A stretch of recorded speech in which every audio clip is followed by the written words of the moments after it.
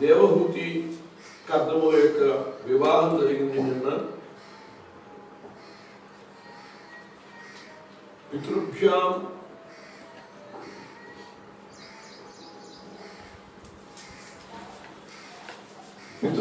ప్రస్థితే సాధ్వి పతివింగిత కోవిదా నిత్యం పర్యటన ప్రీత్యా భవానీవ భవం ప్రభు. స్వయంభూమనుడు శతరూప వీళ్ళిద్దరూ కూడా తమ కుమార్తె అయినటువంటి దేవహూతిని కర్దమ ప్రజాపతికి వివాహం చేశారు. వివాహం చేసి వాళ్ళు వెళ్ళిపోయారు. బరేష్పతి పురానికి ఈ కర్దమ ప్రజాపతి వచ్చేసాడు. అక్కడికి వచ్చాక పార్వతీదేవి భవానీవ భవం ప్రభు, పరమశివుని పార్వతీదేవి ఎలా సేవించిందో అలా ఆమె ఈ కర్దమ ప్రజాపతిని సేవిస్తూ ఉన్నదండి. చాలా ఇష్టపడి చేసుకున్నటువంటి వివాహం కదా, నారద మహాముని కావాలని కోరుకున్నది. అటువంటి ఆమె చాలా చక్కగా ఆమెకి సేవలు చేస్తూ ఉన్నది. ఏమే స్వధర్మ నిరతస్య తపస్సమాధి విద్యాత్మయోగ విహితా భగవత్ ప్రసాదాః తానేవ తే మదను సేవనయా వరుద్ధాన్ దుర్జం ప్రభస్య వితరాం అభయాన శోకాన్ అని చెప్పి కర్దమ ప్రజాపతి అన్నారు దేవహూతితో, ఓ మనుపుత్రిక దేవహూతి, సర్వధర్మాల్ని ఆచరించడంలో నిరతుడైనటువంటి నేను తపస్సు, సమాధి, ఉపాసన వీటి ద్వారా భగవద్ అనుగ్రహానికి పాత్రుడయ్యాను. వివాహం కాకముందే విష్ణుమూర్తి సాక్షాత్కరించారు కదా, ఆయన సాక్షాత్కరించి చెప్పాడు ఇట్లా మనువు రాబోతున్నాడు అని. కాబట్టి ఆ భగవద్ అనుగ్రహం వల్ల నాకు భయాల్ని, శోకాల్ని దూరం చేసుకోగలిగేటటువంటి శక్తి ఏర్పడని, అటువంటి నన్ను ఏకాగ్రతతో నువ్వు సేవ చేస్తున్నావు.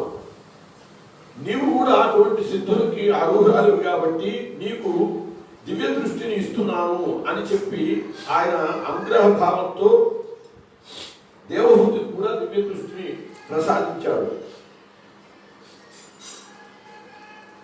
ఏవం బ్రువాణం అపరాకిల యోగమాయా విద్యా విచక్షణమవేక్ష గదాధిరాసి సంప్రశ్రయ ప్రణయ విఫలయా గిరేశత్ క్రీడావలోకన విలసద్ధసితాననాః. అటువంటి కర్దమ ప్రజాపతితో దేవహూతి ఒక మాట ఇలా అన్నది, సిగ్గుపడుతూనే దగ్గుతితో ఈ విధంగా అన్నది. దేవహూతి అంటోంది, రాద్ధంబత ద్విజ వృషైతద అమోఘ యోగమాయాధిపే త్వై విభో తదవైమి భర్తః యస్తేభ్యధాయి సమయ సహృదంగం అంగసంగో భూయాద్గరీయసి గుణ ప్రసవ సతీనాం. ఓ మహానుభావ, నన్ను మీరు వివాహం చేసుకున్నారు, మీ వల్ల నాకు సకల ఐశ్వర్యాలు చేకూరాయి. కానీ వివాహం చేసుకునే లక్ష్యం ఏమిటి? గృహస్థులు వివాహం చేసుకునేటప్పుడు ఏ లక్ష్యంతో చేసుకుంటారు? ధర్మ ప్రజా సంపత్త్యర్థం స్త్రీముద్వహే అని.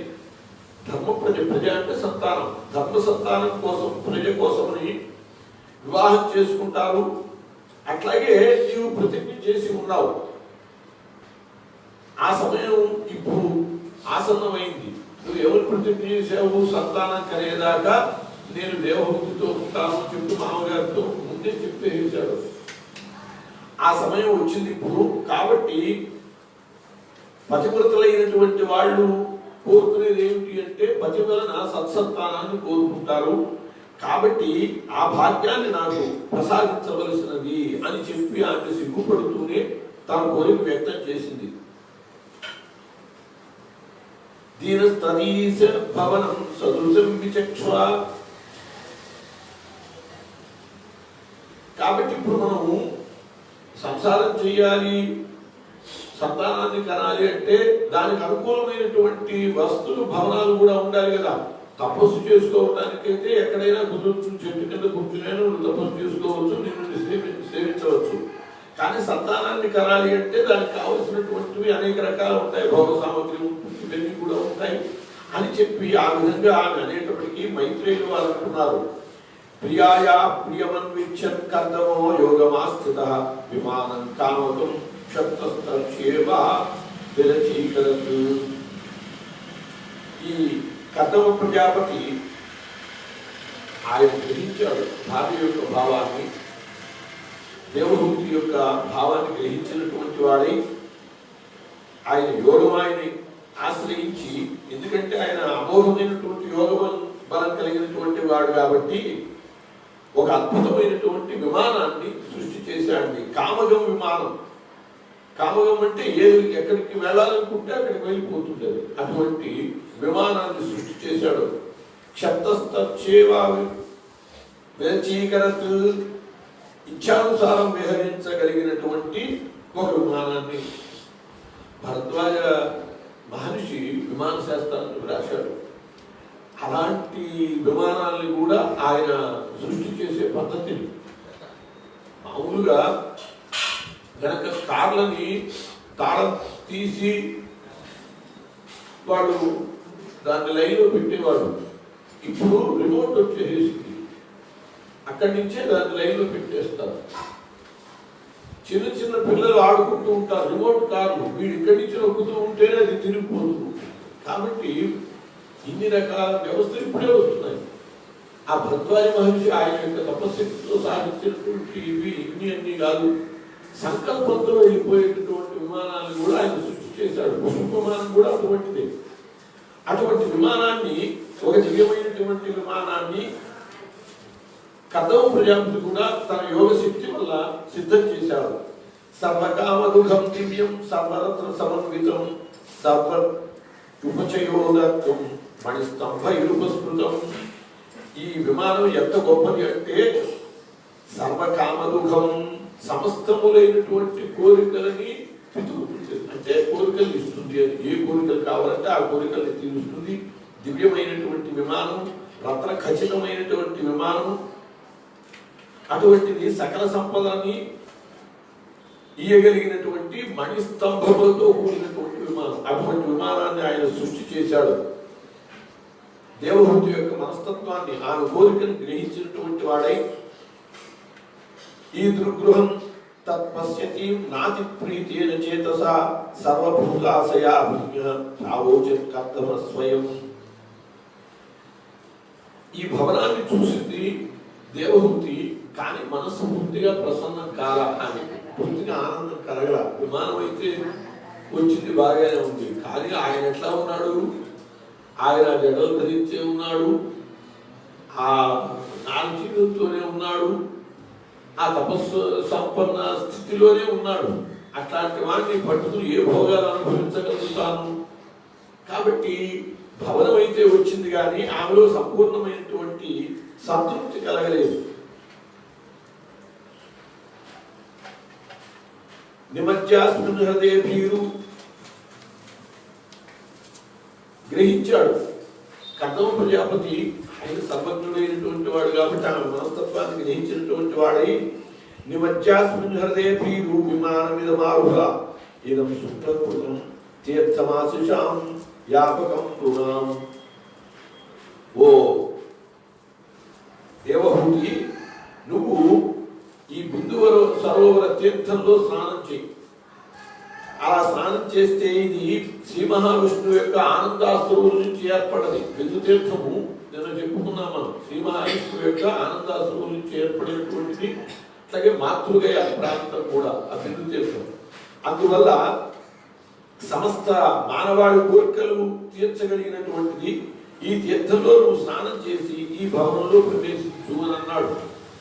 ఆయన మనస్సు ఎరిగి ఈ ఆదేశం చేశాడు. అంతే, నీకు ఈ ఇవి ఏర్పాటు చేస్తాను, అవి ఏర్పాటు చేస్తాను, ఏవి బాగరూపంలో చెప్పరా, స్నానం చేసి నువ్వు భవనంలో ప్రవేశించు అని అన్నాడు.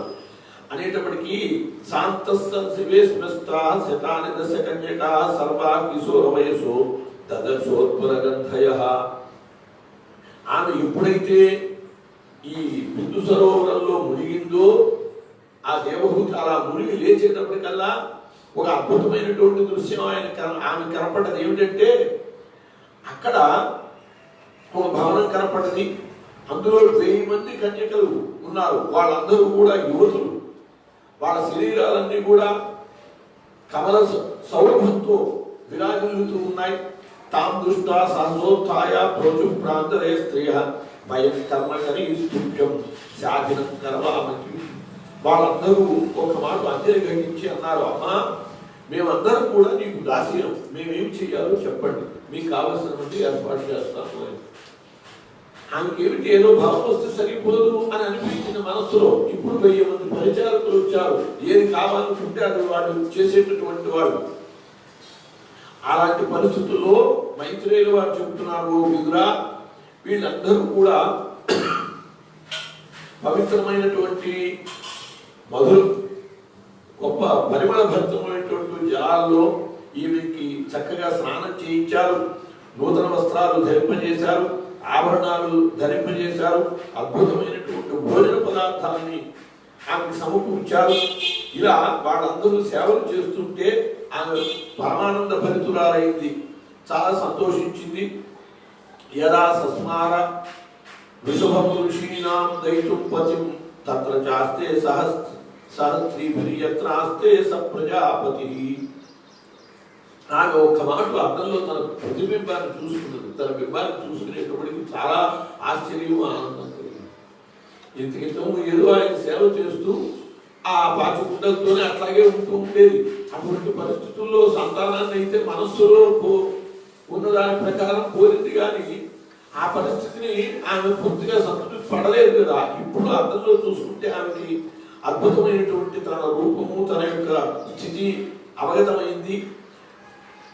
వెంటనే ఒక్క మాట తన భర్త అయినటువంటి కదం ప్రజాపతిని స్మరించింది. స్మరించేటప్పటికల్లా ఆయన కూడా తత్ర చాస్తే సహస్త్రీభిర్యత్రాస్తే స ప్రజాపతి. ఆమె తన 1000 మంది యువతీమణులతో కూడి తన భర్త ఎదుట నిలబడ్డాడు. ఆయన సంకల్పించుకుంటే ఆయన రావటం కాదు, ఆయన యోగం అద్భుతమైన యోగ శక్తి గలవాడు. ఆయన కోరుకోగానే ఈమె ఈ పరివారంతో సహా ఆయన ముందుకు వెళ్ళింది. విద్యాధరి సహస్రేణ సేవ్యమానం సువాసనం జాత భావో విమానం తదారోహయ మిత్రహం. ఆ మహర్షి వేరొకరి విద్యాధర స్త్రీలు సేవిస్తూ ఉన్నటువంటి ఆ దేవభూతిని ఆమెను స్వీకరించి దివ్య భవనంలో ప్రవేశపెట్టాడు. తేనాస్తలోక విహార కులాచరేంద్ర ద్రోణీశ్వరంగ నఖ మారుత సౌభగాసు సిద్ధయుతో అధునిపాత శివస్వనాసు రేమే చిరం ధనద వల్లవ నావరూధి. ఈ కర్దమ ప్రజాపతి దేవహూతితో కూడి రేమే చిరం ధనదవ వల్లల నావరూధి మేరు పర్వత చర్యల్లో కుబేరులాగా విహరించాడండి. ఈమె ఎలా ఉన్నదో ఆయన కూడా సమస్తములైనటువంటి ఆ దివ్య వస్త్రములు ఆభరణాలతో ఉన్నాడు. ఆయన అట్లా మునివేశంలోనే లేడు. ఆయన ఈమెకి తగినట్టుగానే సిద్ధమై ఉన్నాడు. వాళ్ళిద్దరూ కూడా అట్లా ఆ ప్రదేశాలన్నీ కూడా విహరించారు, ఆనందంగా సంచరించారు. విభజ్యనవధాత్మానం మానవీం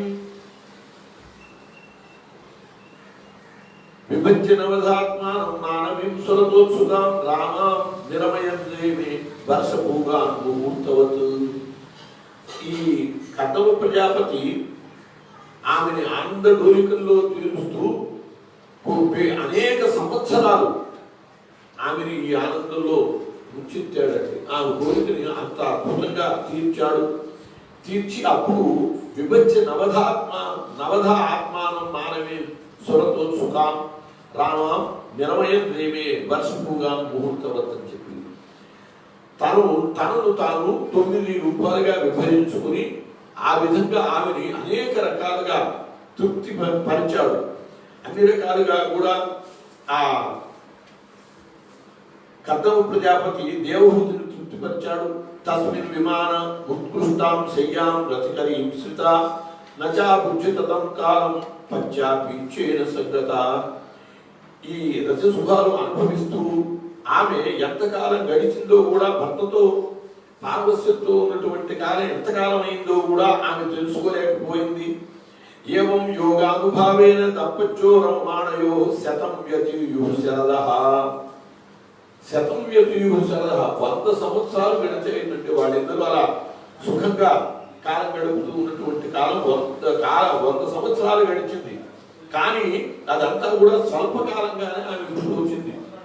సుఖంగా ఉండేటటువంటి వాళ్ళకి కాలం తొందరగా గడిచిపో, దుఃఖంలో ఉండేటటువంటి వాళ్ళకి ఒక్కరోజు కూడా గడవడం కష్టం అనిపిస్తుంది. ఇది మానసిక స్థితిని బట్టి ఉంటుంది. అట్లా ఈమెకి అలా అంత 100 ఏళ్ళు కూడా స్వల్పకాలమే అని అనిపించింది. ఆత్మజ్ఞాని అయినటువంటి ఆ కర్దముడు తస్యామాధత్తరే తస్వః భావయన్ ఆత్మనాత్మవితు నోధా విధాయ రూపం స్వం సర్వసంకల్ప విద్విభూ. ఆయన గ్రహించాడు దేవహూతి అనేక మంది సంతానాన్ని పొందాలి అని కోరుకుంటోంది అని చెప్పి గ్రహించినటువంటి వాడై తన రేతస్సుని 9 క్రోధా విధాయ 9 విభాగాలుగా చేసి అలా ఆమె ఇచ్చాడు. ఆ రకంగా 9 మంది పుత్రికలు ఆయనకు కలిగారు. పతింసా ప్రవ్రజిష్యంతం తదా లక్ష్యోసితి సతి స్మయమానా విక్లవేన హృదయేన విదూయత. ఇక ఆమెకు అర్థమైపోయింది. ఆమె వివాహం చేసుకునే సమయంలోనే ఆమె తండ్రి అయినటువంటి మనుతో ఒక మాట చెప్పి ఉన్నాడు. కర్దముడు ఏమని చెప్పాడు? మామగారు, నేను మీ అమ్మాయితో సంతానం ఇచ్చేదాకా కలిసి ఉంటాను, ఆ తర్వాత నేను సన్యస్త జీవితంలో వెళ్ళిపోయిన సభ్యతను నేను చూసుకుంటాను అని అన్నాడు. ఎందువల్లంటే అలా చెప్పకుండా చేయటానికి వీలు లేదు, అలా ప్రవర్తించడానికి. ఎందుకు? వివాహ సమయంలో అది బ్రాహ్మ్య వివాహం కదా. దాని నియమం ప్రకారము ధర్మేచ అర్థేచ కామేచ నాథ చరితవ్యాన్ని ప్రతిజ్ఞ చేసి ఉన్నాడు. అటువంటి ప్రతిజ్ఞ చేసినటువంటి వాడు అలా అతిక్రమించి ఎవరికి ప్రతిజ్ఞ చేశాడు? మామగారికే ప్రతిజ్ఞ చేసింది, ఆయనేగా అన్నది. నాథ చరితవ్య అన్నది ఎవరు? మామగారు అంటాడు. ఈయనేమంటాడు? నాథ చరామి అంటాడు. కాబట్టి మాట ఇచ్చింది మామగారికి కాబట్టి మామగారికే చెప్పి ఉన్నాడు, ఇలా నేను ఆమెకి సంతానం కలిగాక వెళ్ళిపోతానని. ఇది ఆమె గుర్తు తెచ్చుకున్నది. తన తండ్రితో ఇలా అంటం గుర్తు తెచ్చుకున్నది. అంటే ఈయన నన్ను వదిలిపెట్టి వెళ్ళిపోతాడు అని. ఎంత సుఖాలు అనుభవిస్తూ ఉన్నా కూడా భర్త తనకు దూరం అయిపోతాడు అని తపస్సు చేసుకుంటూ ఉన్నా దగ్గర ఉంటే అదో తృప్తి. కానీ తను వదిలి దూరం వెళ్ళిపోతాడు అనేటప్పటికీ ఆమెకి చాలా దుఃఖం వచ్చింది. ఆ దుఃఖాసురుల్ని ఆపుకుంటూనే పైకి మాత్రం దరహాసంతో ఆయన అన్నది, దేవహూతి ఈ విధంగా అన్నది, సర్వం తద్భగవాన్ మహ్యం ఉపోవాహ ప్రతిశ్రుతం అధాపి మే ప్రపన్నాయా అభయం దాపురహతి. అయ్యా, బాగున్నది, మీరు ఏ విధంగా చెప్పారో ఆ విధంగా అన్నీ నెరవేర్చారు. నాకు సంతృప్తికరమైనటువంటి జీవితాన్ని ప్రసాదించారు. నేను కోరుకున్నట్లుగా నాకు కావలసినటువంటి సంతానం ఇచ్చారు. కానీ ఒక్క అభయం మాత్రం నాకు ఇవ్వవలసి ఉన్నది అని అన్నది దేవుడు. ఏమిటి అంటే, బ్రహ్మన్ దుర్విస్తృత్యం నివృత్య పతయస్సమా కశ్చిత్ స్వామి విశోకాయ ప్రవ్రజితేవనం. అయ్యా, మీరు కనుక సంతానం ఇవ్వగానే వెళ్ళిపోతా ఉన్నారు. ఇప్పుడు మీరు సన్యాసం కనుక తీసుకుంటే ఈ కన్యకల పరిస్థితి ఏమిటి? నేనేం చేయాలి? వీళ్ళ వివాహాలు చక్కబెట్టనట్టుగా మీరు ఇలా వెళ్ళిపోతే నాకు ఏమి చెప్పండి అని చెప్పి ఆమె ప్రశ్నించింది. కశ్చిన్ స్వాన్మే విశోకాయ ప్రపరజితీవరం. సన్యాసాశ్రమం తీసుకుని వెళ్ళిపోతే నా సాంసారిక దుఃఖాన్ని తీర్చేదెవరు, ఈ బాధ్యతలు నెరవేర్చేదెవరు అని చెప్పి ఆమె ప్రశ్నించింది. ప్రశ్నించేటప్పటికీ ఏతావతాలంకారేణ వ్యతిక్రాంతేన మే ప్రభో ఇంద్రియార్థ ప్రసంగేన పరిత్యక్త పరాత్మనః. ఇప్పటిదాకా కూడా మీ అనుగ్రహంతో ఇంద్రియార్థ ప్రసంగేన పరిత్యక్త పరాత్మనః, విషయభోగాలంటే ఆసక్తితో అనురాగంతో గడుపుతూ వచ్చాను. మీరు బ్రహ్మజ్ఞాని అయినటువంటి విషయము నేను గ్రహించక ఆ విధంగా మీతో ఆనందంగా గడిపాను. అవి తెలియకూడదు కూడా. ఆ సమయంలో భార్యాభర్తలు ఆనందించేటటువంటి సమయంలో భర్త యొక్క ఆత్మజ్ఞానాలు అట్లాంటివన్నీ తెలిస్తే ఆమె సంతోషంగా గడపలేదు. అందువల్ల అలా గడిపాము. అయినా కూడా మన సాంగత్య జీవితం ఈ సంసార భయాన్ని దూరం చేసేయాలి. సంసారం అనేటటువంటి బంధాన్ని నుంచి నన్ను కూడా దూరం చేయవలసిందిగా నేను కోరుతున్నాను. నా తీర్థ పద సేవాయే జీవన్న ప్రభుతో సహ నేహయ కర్మధర్మాయ నవిరాగాయ కల్పతే. ఆధ్యాత్మిక జ్ఞాన ప్రాప్తి కోసమని ఎవరు సాధన చేయరో వాళ్ళు చేసేటటువంటి భగవత్ సేవలు ఇవన్నీ కూడా చేయనటువంటి వాడు, ఆధ్యాత్మిక జ్ఞాన ప్రాప్తి కోసం భగవత్ సేవలు ఇవన్నీ చేయనటువంటి వాడు మృతప్రాయులైనటువంటి వాళ్ళే. కాబట్టి అటువంటి వాళ్ళ జీవితం వ్యర్థము. సాహం భగవతో నూనం వంచిత మాయయా దృఢం. కాబట్టి ఓ పతిదేవా, నేను నిజంగా భగవంతుని మాయ చేత మోహితురాలయ్యాను. మీరు ఇంత ఆత్మతత్వం తెలిసినటువంటి మహనీయులు, మీ నుంచి నేను ఎన్నో తెలుసుకోవలసినటువంటి పరిస్థితి ఉంటే అవేమి నేను తెలుసుకోకుండా మీతో ఏదో సాంసారిక సుఖాలు పొందాను తప్పితే అంతకంటే పొందవలసినటువంటి ప్రధానమైనటువంటివి ఏమి నేను పొందలేకపోయాను, మాయలో చిక్కుపడిపోయాను. కాబట్టి యత్వాం విముక్తిదం ప్రాప్య నముక్షేయ బంధనాతు, నీ వంటి ముక్తి ప్రదాతని పతిగా పొంది కూడా సంసార బంధం అభిరుచి, సంసార బంధం నుండి విముక్తిని కోరలేదు అంటే నిజంగా నేను చాలా దురదృష్టవంతురాలిని అని చెప్పి ఆ దేవహూతి అన్నది కథమ ప్రజాపతితో ఆమె యొక్క భావం గ్రహించాడు. నిర్వేదవాదిని మేనా ఏవం మనో దుహితరం ముని దయాళుశాలిని మహాశుద్ధాభివ్యావృతం స్మరన్.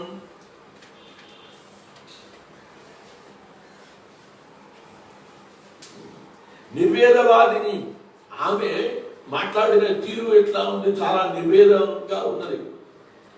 ఇంతటి అదృష్టాన్ని నేను సాధించుకోలేకపోయాను. నీ వంటి భర్త దొరికి కూడా నేను భౌబంధాల నుంచి బయటపడేటటువంటి మార్గాన్ని తెలుసుకోలేకపోయాను అని చెప్పి ఒక నిర్వేదంతో మాట్లాడింది కదా. అది ఆ గ్రహించినటువంటి వాడయాడు. అట్లాగే శ్రీహరి యొక్క ఆదేశం కూడా గ్రహించాడు. విష్ణుమూర్తి సాక్షాత్కరించాడు. ఆయన తపస్సు చేసుకునేటటువంటి సమయంలో సాక్షాత్కరించి ఆయన అప్పుడే చెప్పాడు, ఈ దేవభక్తు వివాహం ఉంటుందని, సంతానం కలుగుతుందని, వాళ్ళని అద్భుతమైనటువంటి మహర్షులకు ఇస్తావని ఇవన్నీ కూడా ఆయన గుర్తు చేసుకున్నటువంటి వాడై అప్పుడు ఈ కర్దమని అంటున్నాడు. మాభిదో రాజపుత్రిత్వమాత్మానం ప్రత్యనిందితే, ఓ ఉత్తమురాలు అయినటువంటి రాజకుమారి, ఈ విషయమై నువ్వు దుఃఖించవలసినటువంటి అవసరం లేదు. భగవాన్ స్థేక్షరో గర్భమాదూరా సంప్రపత్స్యతే.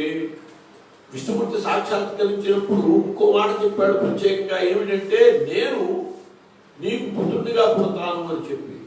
అది గుర్తు చేసుకున్నటువంటి వాడై కథమ ప్రజాపతి అంటున్నారు, నువ్వు విచారించవలసినటువంటి అవసరం లేదు. భగవాన్ స్థే అక్షరో గర్భమాదూరా సంప్రపత్స్యతే.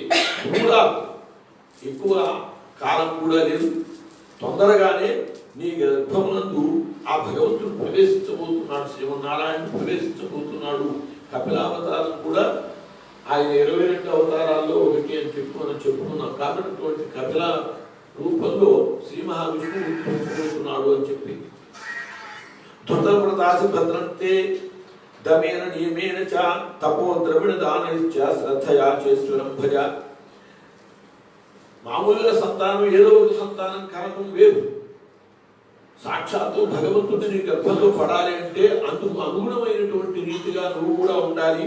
కాబట్టి నువ్వు శమధమాదుల్ని సాధించుకుంటూ తపస్సు చేసుకుంటూ దాన ధర్మాలు ఆచరిస్తూ ఉండవలసినది ఈ సకాలంలో ఆయన నీ గర్భమునందు ప్రవేశిస్తాడు అని చెప్పి కర్దమ ప్రజాపతి చెప్పాడు.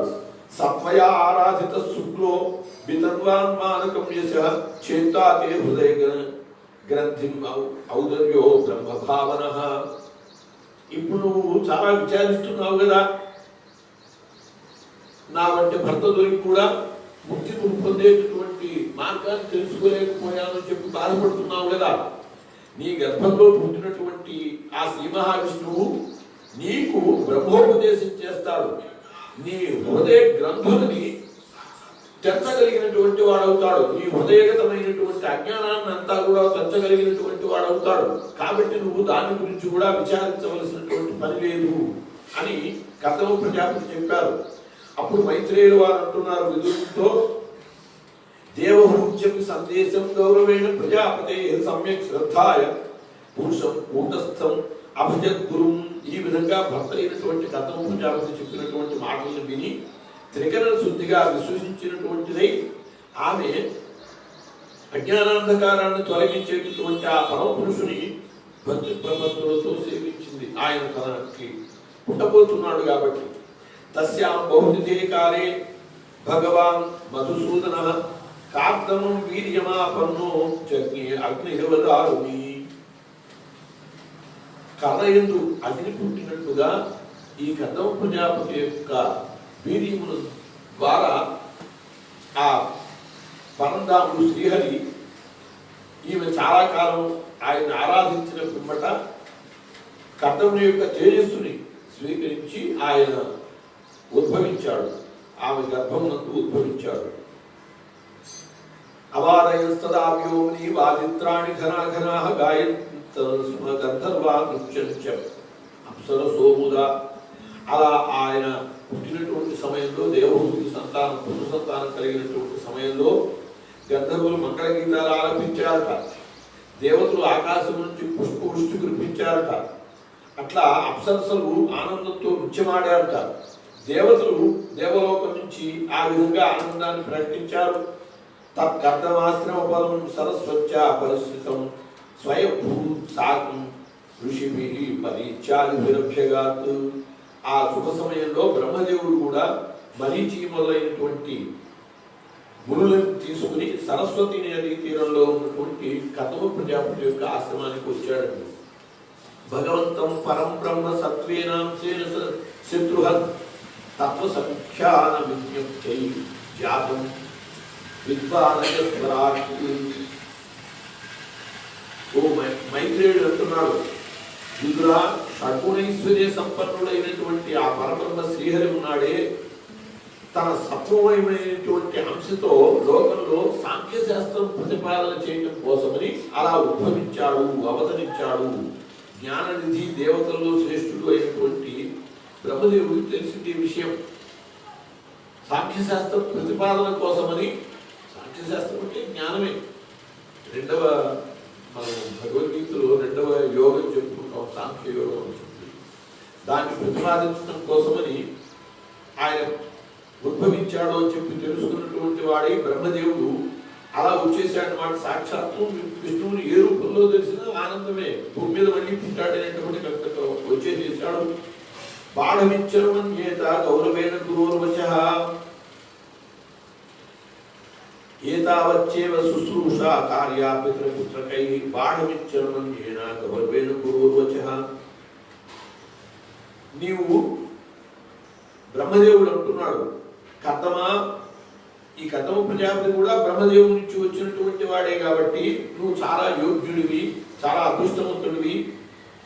సుందరీమణులైనటువంటి నీ కుమార్తెలు మంచి సాధు స్వభావం కలిగినటువంటి వాడు. 9 మంది కుమార్తెలు పుట్టారు కదా ముందు, ఈ కపిలుడు పుట్టక ముందు. వాళ్ళు చాలా యోగ్యురాళ్ళు. వీళ్ళు తమ ప్రభావం చేత మీ వంశ పరంపరల్ని అనేక విధాలుగా వృద్ధిపరుస్తారు. నీవు అతత్వం ఋషిముఖ్యేభ్యో యథాశీలం యథారుచి ఆత్మజా పరదేశోభవి. కాబట్టి నువ్వు ఈ 9 మంది నీ కూడా 9 మంది కుమార్తెల్ని కూడా మరీచి మొదలైనటువంటి 9 మంది మహర్షులకి వాళ్ళ వాళ్ళ అభిరుచులకి తగినట్లుగా సమర్పించి వివాహాలు చేయవలసింది. అలా చేసేటట్లయితే లోకంలో నీకు గొప్ప కీర్తి ప్రతిష్టలు వస్తాయి అని చెప్పి బ్రహ్మదేవుడు కదమ ప్రజాపతిని ఆదేశించాడు. బ్రహ్మ యొక్క లక్ష్యం ఏమిటి? సృష్టి పెరగాలి. సృష్టి పెరగటమే కదా ఆయన కోరుకున్నది. ఇప్పుడు మరి ఈ ఆడపిల్లలు ఇట్లాగే ఉంటే సృష్టి పెరగదుగా.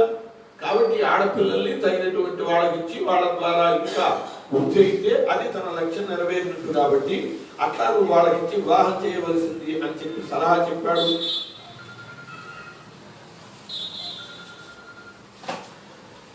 వేదాహవాచ్యం పురుషం అవతీర్ణం స్వమాయయా భూతానాం సేవధిం దేహం విభ్రాణం కవినం మునే. ఓ మహాముని, ఆది పురుషుడైనటువంటి శ్రీమన్నారాయణుడు సకల ప్రాణుల అభీష్టాన్ని నెరవేర్చడం కోసమనే తన సంకల్పంతో కపిల మహర్షి రూపంలో అవతరించి ఉన్నాడు. ఈ విషయాన్ని నేను గ్రహించే ఉన్నాను. బ్రహ్మదేవుడు అన్నా అన్నమాట. 9 మందిని అలా ఇవ్వమని చెప్పి సలహా చెబుతూ ఈ కుమారుడు కూడా ఎవరో కాదు, సాక్షాత్తు శ్రీ మహావిష్ణువే కపిల మహర్షి రూపంలో అవతరించి ఉన్నాడు అని చెప్పి అని దేవహూతితో అంటున్నాడు. జ్ఞాన విజ్ఞాన యోగేన కర్మణ ఉద్ధరంజట హిరణ్యకేశ పద్మాక్ష పద్మముద్రాపలాంబజ ఏష మానవితే గర్భం ప్రవిష్ట కైదభార్తనః అవిద్యా సంశయ గ్రంథిం చిత్వా గాం విచరిష్యతి.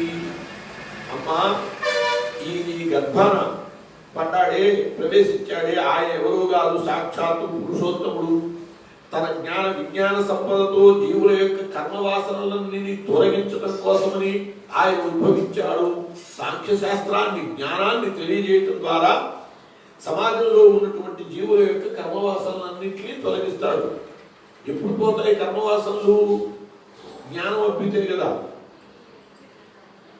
జ్ఞానాన్ మోక్ష, ముక్తి రావాలంటే జ్ఞానం కలగాలి. ఎటువంటి జ్ఞానం కలగాలి? ఈ దృశ్యమానమైనటువంటిదంతా కూడా నశించేటటువంటిదే. కేవలం పరమాత్మ ఒక్కడే శాశ్వతమైనటువంటి వాడు. దృశ్యం తన నశ్యం, ఈ కనపడేదంతా కూడా ఇది స్వప్నం లాంటిదే అని చెప్పి ఇటువంటి జ్ఞానం కలిగినప్పుడు వారికి ముక్తి లభిస్తుంది. కాబట్టి ముక్తి లభించడం అంటే ఏమిటి? కర్మవాసనలు తొలగిపోవటమేగా. అంతే కదండి. ముక్తి రానంత వరకు కర్మవాసనలు పనిచేస్తూ ఉంటాయి. దానివల్ల జన్మలు వస్తూ ఉంటాయి. మనకి జన్మలు దేనివల్ల వస్తున్నాయి? మన కర్మల్ని బట్టి. ఏ కర్మ చేస్తే దానికి అనుగుణమైనటువంటి జన్మ వస్తూ ఉంటుంది. ఇది మనకి తెలిసి కూడా మాయలో పడుతూ ఉంటామండి. అదే విచిత్రం. లోకంలో ఉన్నటువంటి పరిస్థితి ఏంటంటే తెలియకే కాదు, మాయ వల్ల తెలిసి కూడా మళ్ళీ పొరపాటు పడుతూ ఉంటాం. ఈ కర్మవాసనలు దీనివల్ల మళ్ళీ జన్మలు తెలియనివే.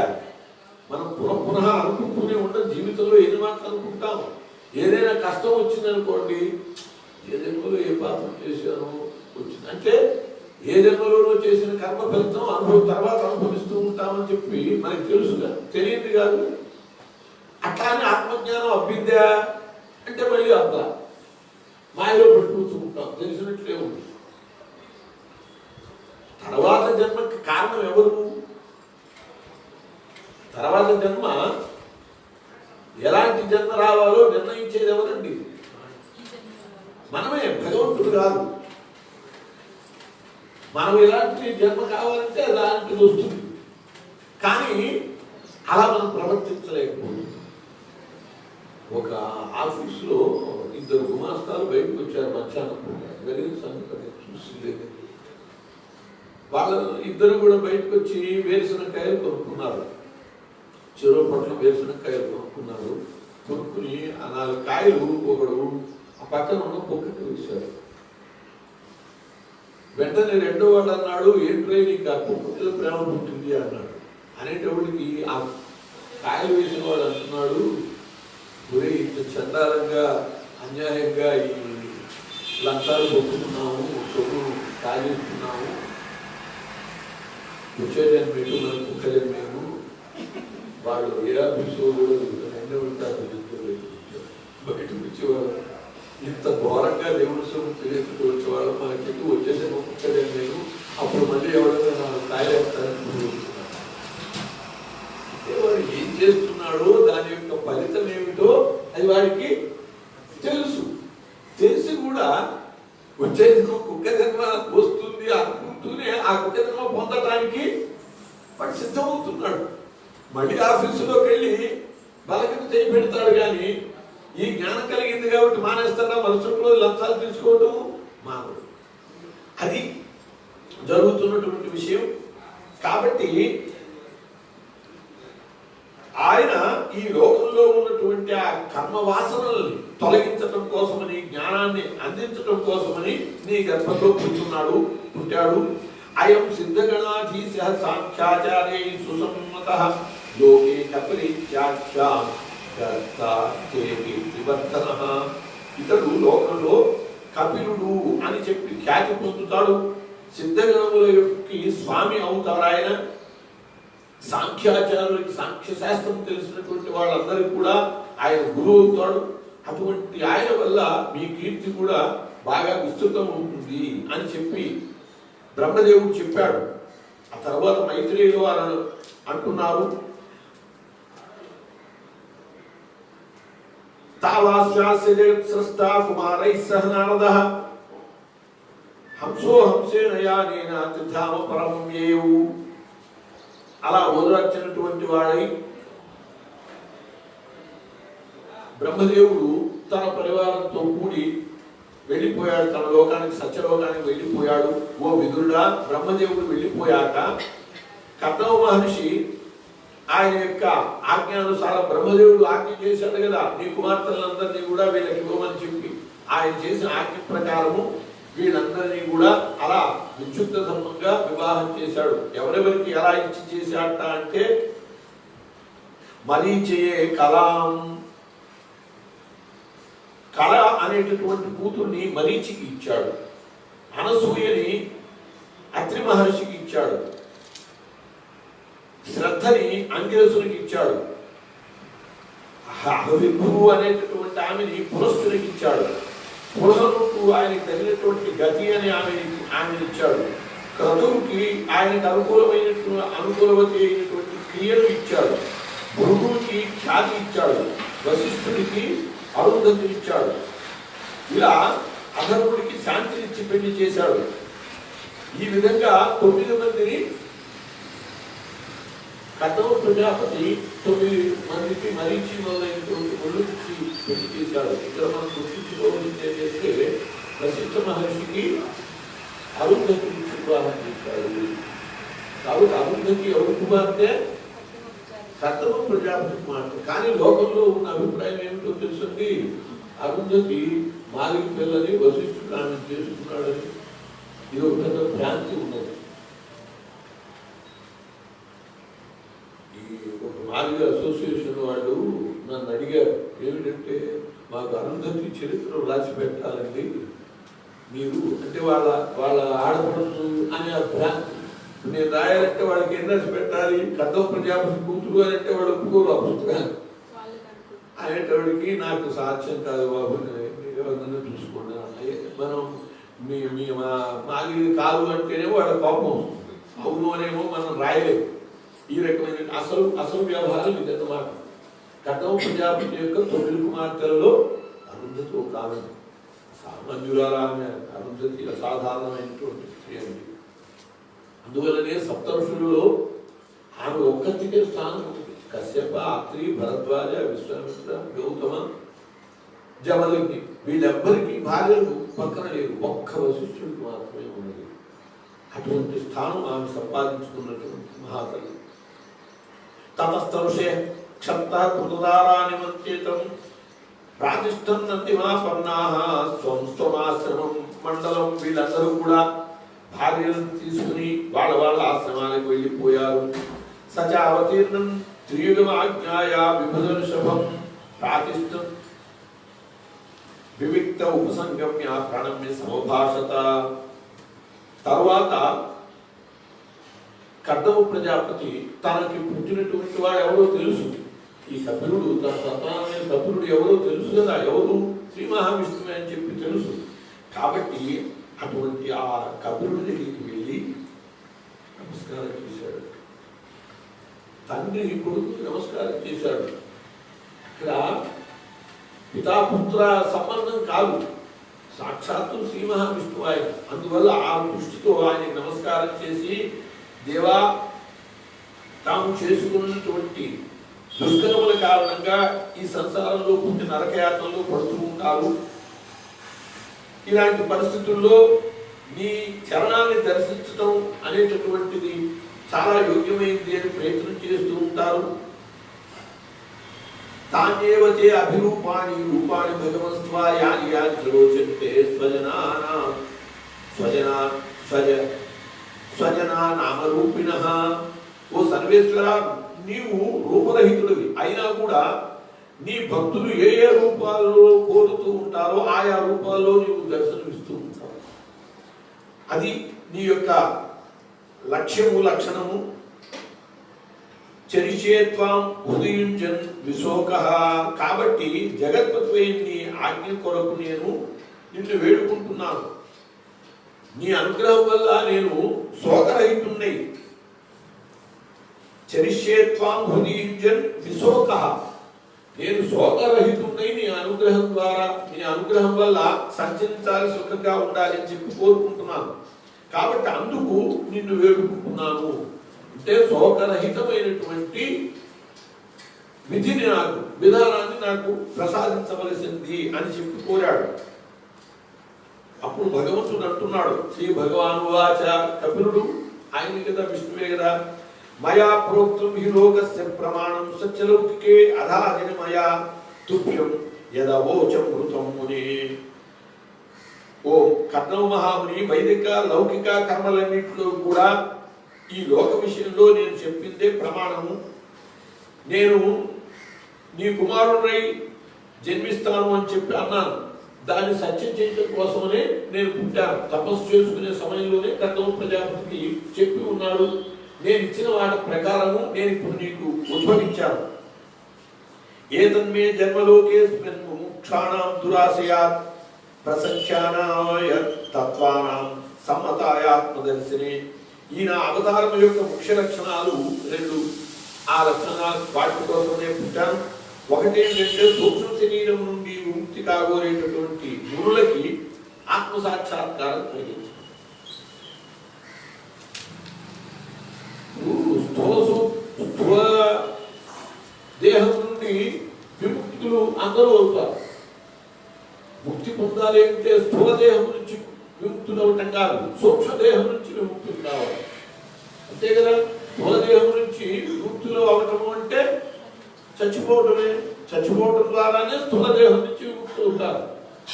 సూక్ష్మదేహం నుంచి కూడా ఎప్పుడైతే విముక్తులు అవుతారో అప్పుడు నిజంగా వాడు ముక్తిని పొందేటప్పుడు అలా కోరుకుంటూ ఉంటారు.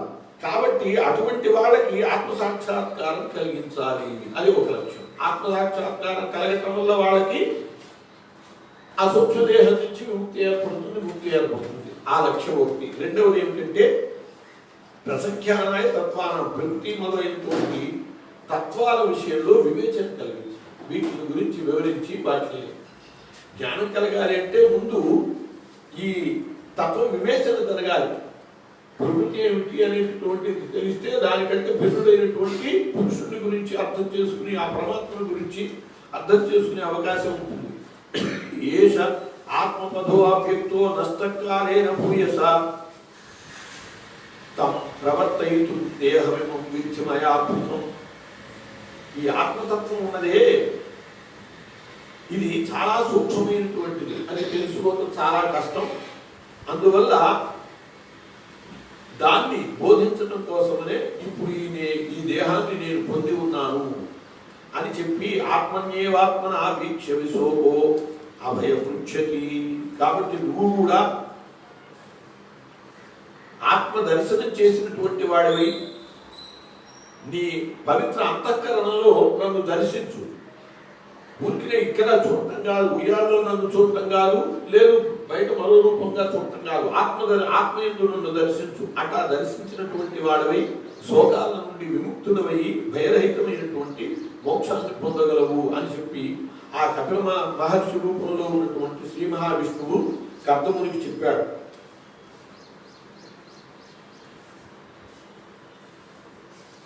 మాత్ర ఆధ్యాత్మికీం విద్యాం సమనిం సర్వకర్మణాం వితరిష్యే యయా చ సౌభయం చ తరిష్యతి. అంతేకాదు, నా మాతృమూర్తి అయిన దేవహూతి ఉన్నదే, ఆమె భర్తతో తెలుసుకోలేకపోయానని విచారించింది కదా, కాబట్టి ఆమెకు కూడా నేను ఆత్మజ్ఞానం ప్రసాదిస్తాను. ఆమె ఈ సకల కర్మపాశాల నుండి కూడా ముక్తురాల్ని చేస్తాను. తత్ఫలితంగా ఆమె కూడా ఈ జనన మరణ రూపమైనటువంటి సంసార చక్రం నుండి బయటపడుతుంది అని చెప్పి ఆమె గురించి విచారించే పరిస్థితి కూడా ఇక కర్దమునికి లేకుండా ఆమె విచారం వ్యక్తం చేసింది కదా, తెలుసుకోలేకపోయాను. అది కుమారుని వల్ల జరుగుతుంది అని ఆయన చెప్పాడు. అయినా దాన్ని రూఢి చేస్తూ ఈయన చెప్పాడు. అప్పుడు మైత్రేయుడు అంటున్నాడు, ఏం సముదితస్తేన కపిలేన ప్రజాపతి దక్షిణీ కృచితం ప్రీతో వనమేవ జగామహ. ఈ విధంగా కపిల భగవానుడు చెప్పినటువంటి మాటల్ని కర్దమ ప్రజాపతి విన్నటువంటి వాడై అతడు చాలా సంతోషించి ఆ భగవానుడికి కపిలుడికి ప్రదక్షిణ నమస్కారాలు చేసుకున్నాడు. అలా చేసుకుని వనాలకు వెళ్ళిపోయాడు.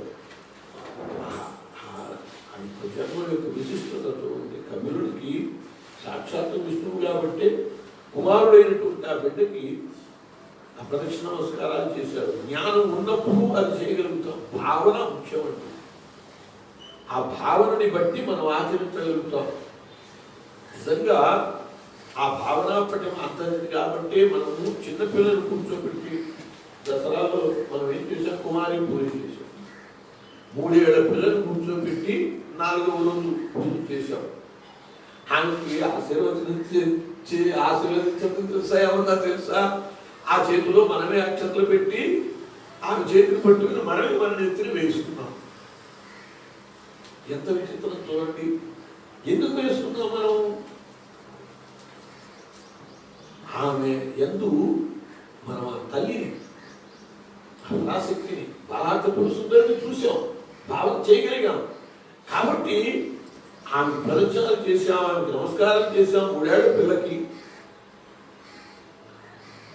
ఆ భావన శక్తి అటువంటిది. ఆ భావన శక్తిని బట్టి ఇదే కర్దముడికి ఆ భగవద్భావన లేకపోతే ఆ పిల్లవాడు ప్రదక్షిణ చేసి నమస్కారాలు చేస్తాడా? అట్లా చేసి ఆయన వనానికి వెళ్ళిపోయాడు. ఆత్మానం సర్వభూతేషు భగవంతము స్థితం అపశ్యత్ సర్వభూతాన్ని భవత్య విచాత్మని. ఆ మహానుభావుడు సకల భూతములతో కూడా అంతర్యామిగా ఉన్న భగవంతుడిని ఆత్మస్వరూపుడిగా దర్శించాడు. అలాగే సమస్త ప్రాణులను ఆత్మస్వరూపుడైనటువంటి భగవంతుని ఎందే దర్శింపగలిగాడు. అంటే సకల ప్రాణుల యందు భగవంతుని చూడటం, భగవంతుని యందు సకల ప్రాణులను చూడటం. అదే విధంగా వాసుదేవ తత్వం. వాసనా వాసుదేవస్య వాసితంతే జగత్రయం సర్వభూత నివాసోసి శ్రీ వాసుదేవ నమోస్తుతే. అదే వాసుదేవ తత్వం. ఇచ్ఛాద్వేష విహీనేన సర్వత్ర సమచేతసా భగవద్భక్తి యోగేన ప్రాప్త భగవతి గతి. అట్లా రాగద్వేషాలు ఇవేమీ కూడా లేనటువంటి వాడై సర్వత్ర సమబుద్ధి కలిగి, ద్వేషం లేకపోవటమే కాదండి, రాగం కూడా లేకుండా ఉండాలి. అప్పుడే మనం పుణ్యాత్మం అవుతాం. రాగం ఎంత ప్రమాదం, ద్వేషం ఎంత ప్రమాదమో రాగం అంతకంటే ఎక్కువ ప్రమాదం. ఎందువల్ల రాగం కారణంగానే ఒకళ్ళకి ఎక్కువ చేయటం, ఒకళ్ళకి తక్కువ చేయటం, ఎన్ని రకాల పాపాలు పొందాలో అన్ని రకాల పాపాలు పొందుతూ ఉంటాం. రాగం కోసమని అనేక రకాల పాపాలు చేస్తాం. అందువల్ల రాగద్వేషాలకి రాహిత్యం ఉండాలి. ఆ విధమైనటువంటి పరిస్థితిలో ఉన్నటువంటి వాడై అనన్య భక్తియుడై కర్దముడు భగవంతుని యొక్క పరమపదానికి చేరుకున్నాడు అని చెప్పి ఆ కర్దమ ప్రజాపతి యొక్క విషయం చెప్పబడ్డది. దేవహూతి కపిలుల సంవాదం. కపిలస్తత్వ సంఖ్యాత భగవాన్ మాయయా జాత స్వయం సాక్షాదాత్మ ప్రజ్ఞప్తయే నృణాం భగవంతుడైనటువంటి సాక్షాత్తు శ్రీమన్నారాయణుడే ఈ కపిల మహర్షి. ఆ స్వామి తత్వ సంఖ్యను వివరించడం కోసం జాత స్వయమజ సాక్షాత్ ఆత్మ ప్రత్యక్తయ రుణ మనుష్యులకి ఆత్మజ్ఞానం కలిగించడం కోసమని తత్వ సంఖ్యా శాస్త్రం తెలియజేయడం కోసమని ఈ లోకంలో అవతరించాడు అని చెప్పి సౌనిక మహాముని చెప్పాడు. కాబట్టి అటువంటి యద్యద్విధంతే భగవాన్ స్వచ్ఛందాత్మాత్మాయ అటువంటి ఆ కపిల మహర్షి ఆయన ఏం చేశాడు? ఈ లోకంలో అవతరించి అనేక రకాల లీలల్ని నేర్పాడు అని విన్నాము. అవన్నీ కూడా ప్రస్తుతింపదగినవే.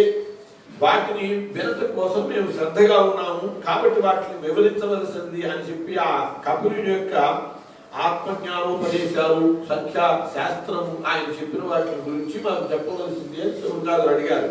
అడిగితే అప్పుడు సూతులు వారు అంటున్నారు, ద్వైపాయన సఖశ్చేవం మైత్రేయో భగవాన్స్తథా రాఘేనం విదురం ప్రీతః వీక్షిప్యం. ఈ మైత్రేయుడు విదురుడికి చెప్పినటువంటి విధానాన్ని ఆ సూతుడు శివునిగారులకి చెప్పాడు.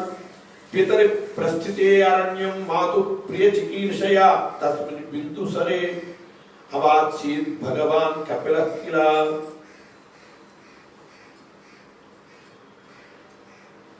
ఇక్కడ మనం గుర్తించవలసింది ఏంటంటే దేవభక్తి ఉన్నది. ఇందాక చెప్పాడు కపిలుడు వారు పరమపదం చేరుకున్నారు అని. అంటే దేవభూతి బతుకుండగానే భర్త వెళ్ళిపోయాడు అని మనం గ్రహించకూడదు. ఇక్కడ జాగ్రత్తగా అవగాహన చేసుకోవాల్సింది ఏంటంటే ఆయన పరమపదం చేరిన విధానాన్ని చెప్పాడు అంతే. ఎప్పుడు చెందాడు అని అంటే తర్వాత కాలంలో ఎంతకాలానికి చెందాడు అనేటటువంటిది. వెంటనే జరిగినది ఏమిటి అంటే పితరి ప్రస్థితే అరణ్యం, తండ్రి అరణ్యానికి వెళ్ళిపోగా అని చెబుతున్నాడు. అంటే ఇప్పటికి జరిగింది ఏమిటంటే కథమ ప్రజాపతి అరణ్యానికి వెళ్ళటమే జరిగింది. పరమపదానికి వెళ్ళాడు అనేటటువంటిది అనంతర కాలంలో ఎప్పుడో జరిగిన వృత్తాంతం అని మనం అర్థం చేసుకోవాలి. మాకు ప్రియ చికీర్షయ, తల్లికి ఆనందం కలిగించదలుచుకున్నటువంటి వాడై, దేవహూతికి సంతోషం కలిగించదలిచిన వాడై తస్మిన్ బిందు సరే అవాచీత్ భగవాన్ కపిలః. ఆ బిందు సరోవర ప్రాంతంలోనే కపిల మహర్షి అలా తల్లి సంతోషం కోసమని ఉన్నాడు. సంఖ్యాశాస్త్రం తెలియజేయడం కోసమని, జ్ఞానయోగం తెలియజేయడం కోసం పుట్టాను కాబట్టి నేను వెళ్ళిపోతాను అని చెప్పి అలా వెళ్ళిపోలా. ఆమెకు అసంతృప్తి కలిగించడానికి ప్రయత్నించలా. ఆయన ఇక్కడే బిందు సరోవర ప్రాంతంలో ఆమె తృప్తి కోసం ఉన్నాడు.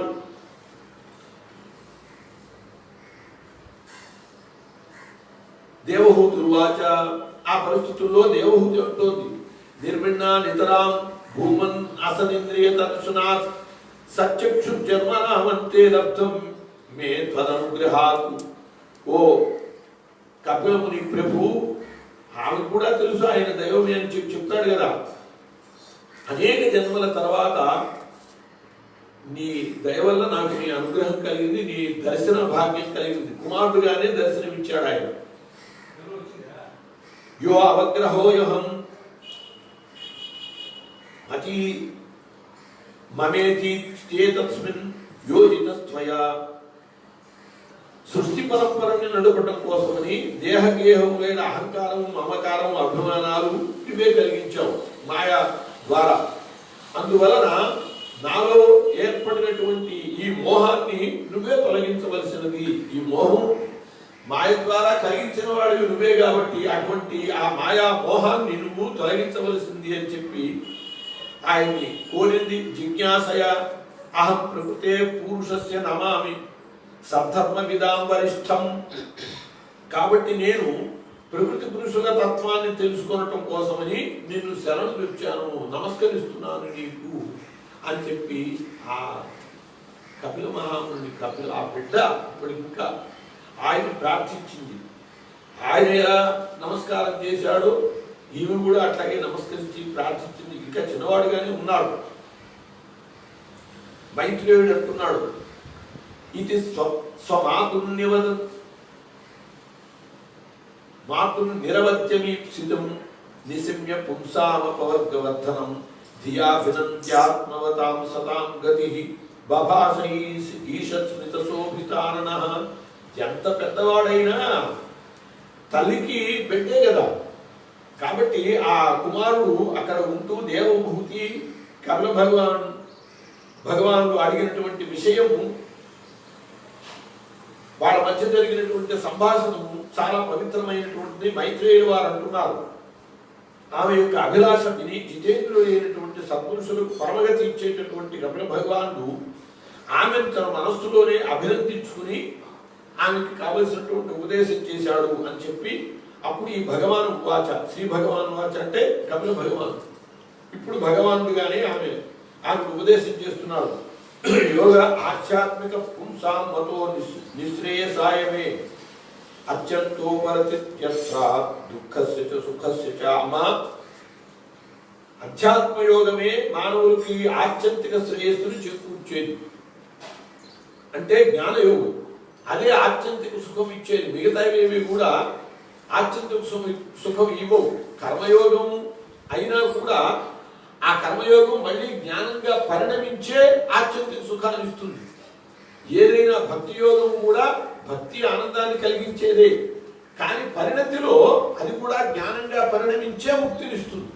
ఏదైనా సరే జ్ఞానంగా పరిణమించవలసిందే. అందువల్ల ఆ జ్ఞానం యొక్క విశిష్టత ఇది. చేతకల్పస్య బంధాయ ముక్తయే చాత్మనో మతం గుణేషు సత్యం బంధాయ రతం వా పుంసి ముక్తయే. జీవుని యొక్క బంధానికి మోక్షానికి కూడా మనస్సే కారణము. విషయములందు ఆసక్తమైనప్పుడు ఇది బంధహేతు అవుతుంది. అలా కాక వాటి నుంచి బయటపడినప్పుడు అదే మోక్షహేతు. మన ఏవ మనుష్యాణ కారణం బంధమోక్షయో. మనస్సేనండి కారణం. బంధమోక్షములకే కాదు, సుఖ దుఃఖయో, సుఖ దుఃఖాలకు కూడా కారణం మనస్సే. ఇది మనం చాలా తెలుసుకోవచ్చు. మనస్సు యొక్క స్థానం చాలా గొప్పది. మనస్సే చాలా ప్రమాదకరమైనది కూడా. సుఖ దుఃఖాలకి రెంటికి కారణం మనస్సేనండి. చాలా జాగ్రత్తగా అర్థం చేసుకుంటే మనస్సును బట్టే సుఖ దుఃఖాలు ఏర్పడేది. మన మనస్సును బట్టే. ఒక చిన్న విషయం చెబుతాను, ఒక మాట ఆలోచించండి, అవునా కాదా అని. రాజ్యం స్వహస్త ధృతదండము వార్తపత్రం అని కాళిదాసు చెప్తాడు. రాజ్యం ఎట్లాంటిది అంటే చేతితో పట్టుకున్న గొడుగులాంటి. గొడుగులంటే ఇప్పుడు గొడుగులు కాదు, మన చిన్నప్పుడు ఉండే గొడుగులు, తాటా గొడుగులు గుర్తున్నాయి. కర్రకి తాటా గొడుగులు. అది పట్టుకుంటే ఎండకి వారికి బాగానే ఉంటుంది, కానీ అది చెయ్యపోతే ఎక్కువ. అది పట్టుకుంటూ చాలా బరువుగా ఉంటుంది. మీరు చూడలేదా అది ఎప్పుడు? మీకు గుర్తుందే?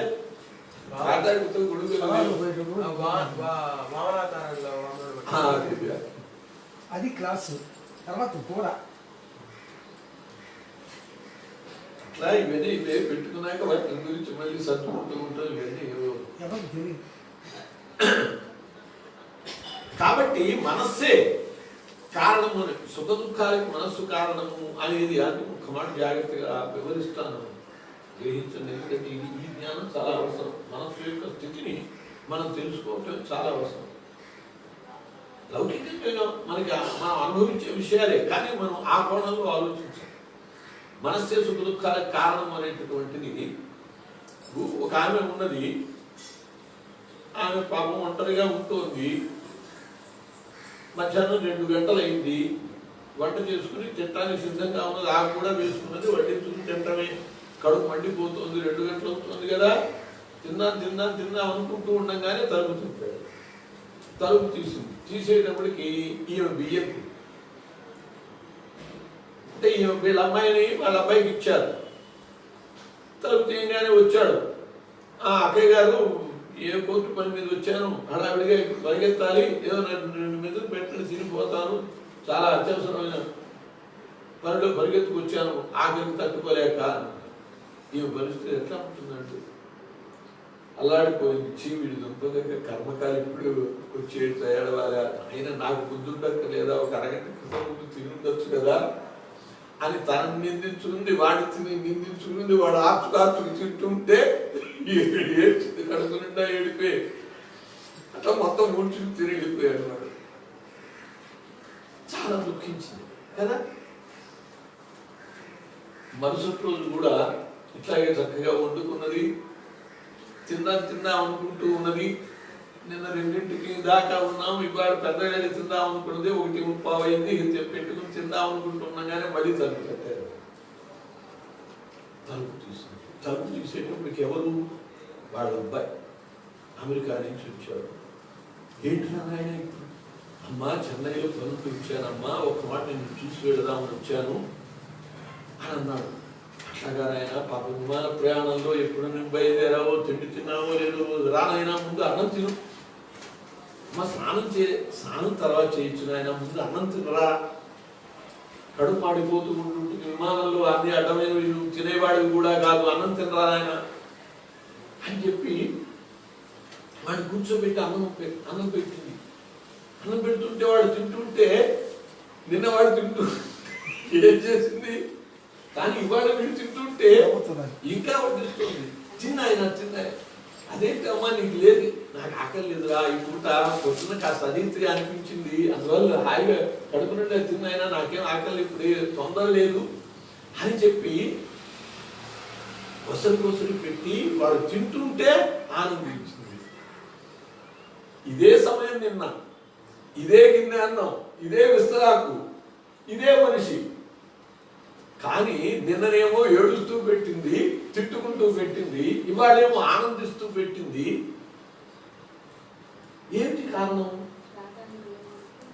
అన్నం కారణం కాదు, మనుషులు కారణం కాదు, ఏది కారణం కాదు, కేవలము ఆమె మనస్సే. ఇదే కొడుకు ఆ పక్క ఊళ్ళోనే ఉంటాడు, పెద్ద కొడుకు. ఈమెను బయటికి నెట్టేసాడు ఇంట్లో నుంచి. వాడు దుష్టుడు, దుర్మార్గుడు, అటువంటి వాడు అనుకోండి. అప్పుడు మళ్ళీ ఎట్లా ఉంటుంది? నేను ఎట్లాగా ఉంటుందా, ఇవాట్లాగా ఉంటుందా? కొడుకు కాబట్టి ఇవాట్లాగా ఉంటుందా? కాదు, వేపుడుల పద్ధతిగానే ఉంటుంది. ఎందువల్ల? మనస్సు. ఈ కొడుకు మీద మనస్సు ఉన్నది, ఆ కొడుకు మీద మనస్సు లేని విరోధం ఉన్నది.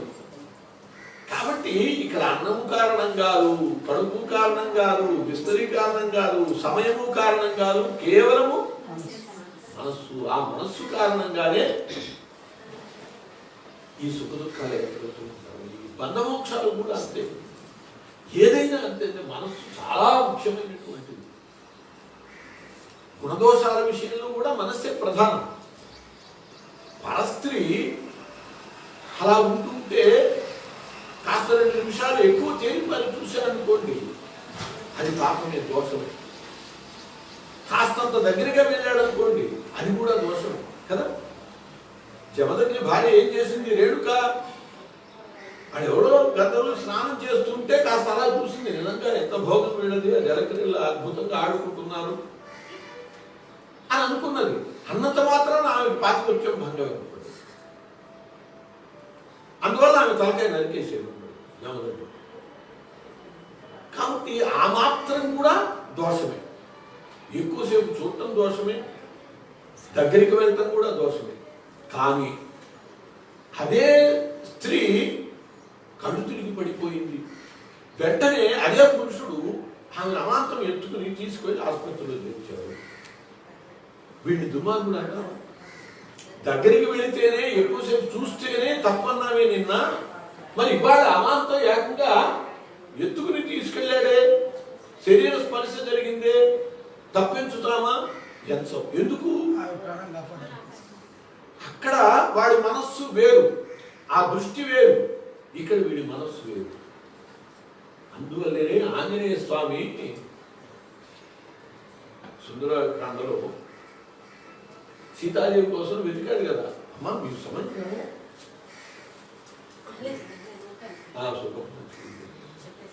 ఆంజనేయ స్వామి ఆ రాత్రి అంతా సీతాదేవి కోసం వెతికాడు. అందరూ ఆ వెతికేటప్పుడు ఆడవాళ్ళంతా ఆయన కళ్ళం పడ్డారు కదా.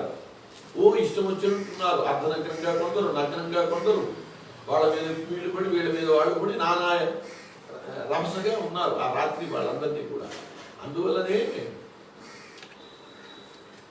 ఇప్పుడు కూడా పెక్కంటులు నిద్ర కూడినాడు మేల్కనీయుడికి అన్నారు.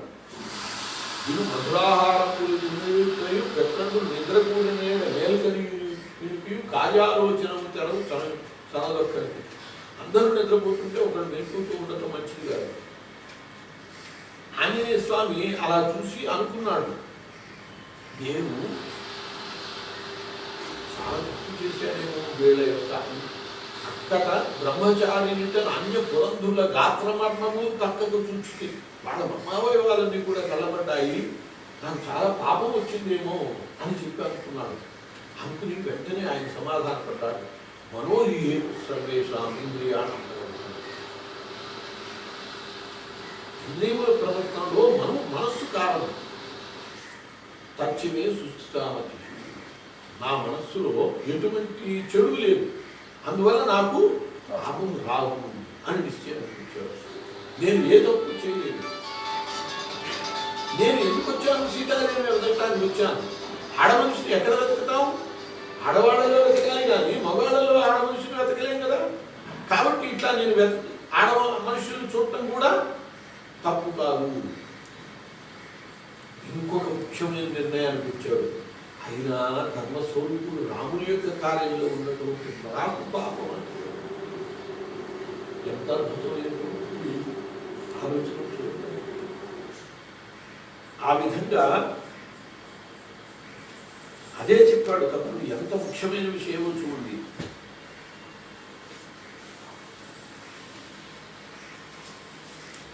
చేతకల్పస్య బంధాయ ఉత్తయే చాత్మనోమతం.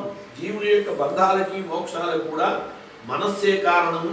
విషయములందు ఆసక్తమైనప్పుడు అది బంధహేతు అవుతూ ఉంటుంది. ఆ మనస్సే విషయ సుఖాలకు ఆసక్తమైతే అది బంధహేతు అవుతుంది. అదే విషయ సుఖాల నుంచి బయటపడితే అదే మోక్షహేతు అవుతుంది అని చెప్పి ఈ విధంగా చెప్పి తదా పురుషాత్మానం కేవలం ప్రకృతే పరం జ్ఞాన వైరాగ్యయుక్తేన భక్తియుక్తేన చాత్మన పరిపశ్చుదాసీనం ప్రకృతించ హతౌజసం. అమ్మా, ఈ విధంగా జీవుడు జ్ఞాన వైరాగ్య భక్తి యుక్తమైనటువంటి తన హృదయమునందు ప్రకృతికి అతీతంగా అద్వితీయంగా భేదరహితంగా స్వయం ప్రకాశకంగా సూక్ష్మంగా అఖండంగా సుఖదుఖ శూన్యంగా ఆత్మని దర్శించాలి. వీటన్నిటికి అతీతంగా ఆత్మని దర్శించగలగాలి. అప్పుడు అతనికి ప్రకృతి శక్తిహీనమైనదిగా మాయగా తోస్తుంది. ఈ జ్ఞానం కలిగినప్పుడే ప్రకృతి శక్తిహీనం, అదంతా మాయ.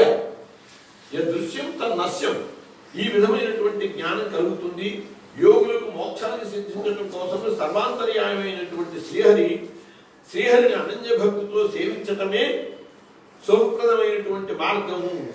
దీన్ని తప్పితే ఇంకో మార్గం లేదు. నాణ్య పంథాలే నాయ విద్యతే.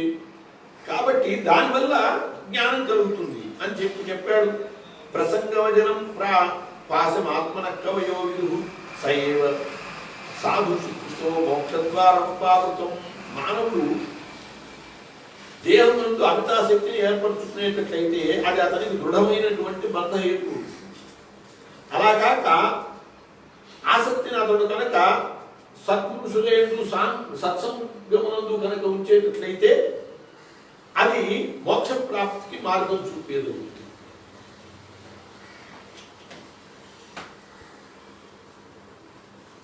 తితిక్షవ కారుణిక సౌహృద సర్వదేహినాం అజాత శత్రవ శాంత సాధవ సాధుభూషణా. అమ్మా, సహనశీలుడు కరుణామయుడు, ఏమాత్రము ప్రతిఫలాపేక్ష లేకుండా సకల జీవులకు హితము చేకూర్చేవారు, ఎవరి ఎడలా కూడా శత్రుభావం లేనివాడు, ప్రశాంత చిత్తులు, సత్పురుషుల్ని గౌరవించేవాడు, సాధు స్వభావం కలిగినటువంటి వాడు. ఇటువంటి వాడు దృఢమైన భక్తి భావంతో సాధు స్వభావం గలవారుగా పరిగణింపబడతారు. సత్పురుషుని సంఘం కోరుకోవాలి, అది మంచిదన్నాడు కదా. ఎవరు సాధు పురుషులు అంటే ఎవరి యందు శత్రుభావం లేకుండా ఉండటము, సకల జీవుల యందు హితం కలిగి ఉండటం, ఇటువంటి భావాలు కలిగినటువంటి వాడు అని చెప్పాడు. దృఢమైన భక్తి భావంతో నన్ను సేవించే వారిని, నన్ను చేరటం కోసం సకల లౌకిక కర్మల్ని, బంధుమిత్రుల్ని చెల్లించే వారిని, ఏకాగ్ర చిత్తులై నా కథలను విని నన్ను కీర్తించేటటువంటి వాళ్ళని ఈ సాంసారిక తాపాలు ఏమాత్రం బాధించవు అని కూడా చెప్పాడు. కాబట్టి మనం ఈ రకంగా ఉండాలి అని అర్థం. ఆయన శరణు చూచటం, ఏకాగ్ర చిత్తంతో ఆయన కథలు వింటూ ఉంటాము. దీనివల్ల ఈ సాంసారిక తాపాల నుంచి మనం బయటపడతాము అని అర్థం. అదే మనకి భగవద్గీతలో చెప్తాడు, మచ్చిత్త మగ్గత ప్రాణా బోధయంత పరస్పరం కథయంత నిత్యం పుష్యంతి చ రమంతి చ. వాడు సాధులు మచ్చిత్త మగ్గత ప్రాణా, నాయందే మనస్సు ఉంచి ప్రాణాలు కూడా నాయందే ఉంచి బోధయంత పరస్పరం ఒకళ్ళకొకళ్ళు బోధ చేసుకుంటూ కథయంత నిత్యం నన్ను గురించే ఒకళ్ళకొకళ్ళు చెప్పుకుంటూ ఆనందిస్తూ ఉంటారు, నా గాథల వెంటల్లోనే తృప్తిపడుతూ ఉంటాము అని చెప్పారు. అది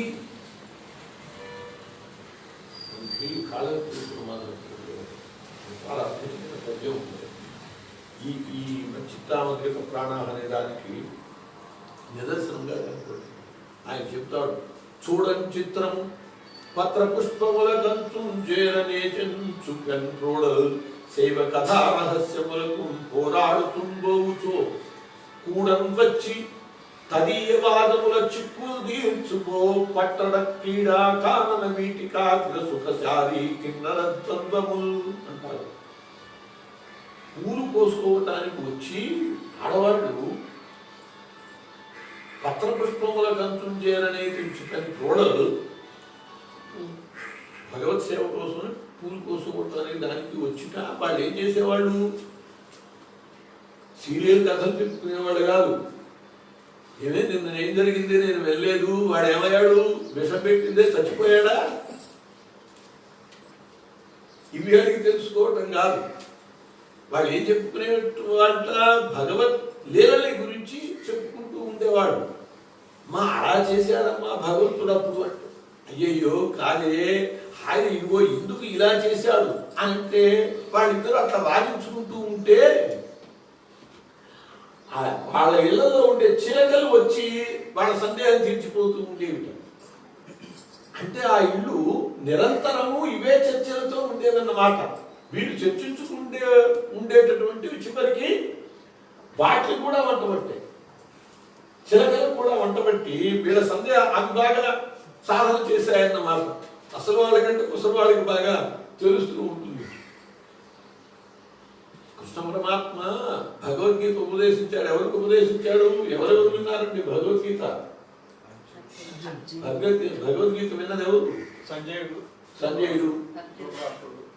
ధృతరాష్ట్రుడు తర్వాత ఏదో సంజయుడు వల్ల విన్నాడు. చెప్పేటప్పుడు విన్నవాళ్ళు ఎవరు? ఆయన చెప్పాడు, చెప్తుంటే విన్నవాళ్ళు ఎవరు? అర్జునుడు, సంజయుడు. అంతేనా? ఇంకో ఆయన ఉన్నాడు విన్నవాడు, జెండాపై కపిల. ఆయన కృష్ణ పరమాత్మ అడిగాడు అర్జున, అంతా విన్నాక అర్జున బాగా ధారణ అయింది అని విన్నా కానీ బాగా ఇంకొక మాట వింటే బాగా దృఢపడుతుంది అర్జున్. వెంటనే పైనుంచి అన్నాడు ఆంజనేయుడు, నేను బాగా ధారణ చేశాను కానీ నేను తర్వాత చెప్తాను, నువ్వు ముందు వింటుంది. కాబట్టి అసలాయన కంటే కొసరాయన బాగా విన్నాడు, ఆంజనేయ స్వామి బాగా విన్నాడు.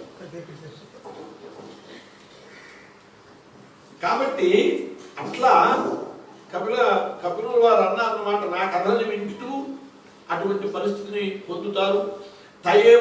తయేతే సాధవ సాధ్వి సర్వసంగ వివర్జిత సంగస్తేష్వదతే ప్రాచ్య సంగదోషహరాహితే. ఓ అమ్మా, ఇటువంటి సర్వసంగ పరిత్యాగులైనటువంటి మహాపురుషులే సాధు పుంగవులుగా భావింపబడుతూ ఉంటారు. అటువంటి వారి సాంగత్యాన్ని నువ్వు కోరుకొనవలసినది. సత్సంగత్వే నిస్సంగత్వం, నిస్సంగత్వే నిర్మోహత్వం, నిర్మోహత్వే నిశ్చలతత్వం, నిశ్చలతత్వే జీవన్ముక్తి. కాబట్టి అటువంటి సత్సంగం వల్ల నువ్వు సమస్తాన్ని పొందగలుగుతావు. సత్పురుషుల యొక్క సమాజం ఉన్నదే, దాని ప్రభావం నా అద్భుత లీలైనటువంటి యథార్థ జ్ఞానం కలిగించేటటువంటిది అని చెప్పి కూడా ఆయన చెప్పారు. అసేవయాయం ప్రకృతే గుణానాం జ్ఞానేన వైరాగ్య విజృంభితేన యోగేన మయ్యర్పితయా చ భక్త్యా మాం ప్రత్యగాత్మానం ఇహావంతే. త్రిగుణాత్మకములైనటువంటి సత్తాది విషయములను చెందించడం వలన మానవులు వైరాగ్యయుక్తుడై జ్ఞానయోగాన్ని పొందుతాడు. సత్వరజస్తమో గుణాలకు సంబంధించినటువంటి శబ్దాది విషయాలను వదిలిపెట్టాలి.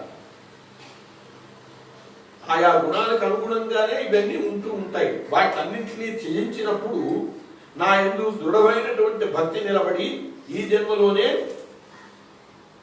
అంతరాత్మ రూపుని గ్రహించినటువంటి వాళ్ళై నన్ను పొందుతారు అని చెప్పాడు. ఇలా కపిలుడు చెప్తే తల్లికి దేవహూతి అంటోంది, కాచిత్వయుచిత భక్తి కీదృశీ మమ గోచర.